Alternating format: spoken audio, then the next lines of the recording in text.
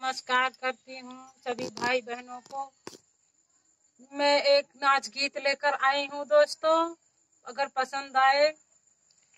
सैया मांगई गावनवा बारी गो मरिया, सैया मांगई गावनवा बारी गो मरिया, सैया लई गए गावनवा बारी गो मरिया, सैया लई गए गावनवा बारी गो मरिया, सैया गए विदेशवा बारी गो मरिया, सैया गए विदेशवा बारी बरिस पे, सैया गए विदेशवा बारी बरिस पे, हुआ से लाए सावतनिया, हुआ से लाए सावतनिया बारी बरिस पे, सैया लाए सावतनिया बारी बरिस पे, सैया मांगई गावनवा बारी बरिस पे, सैया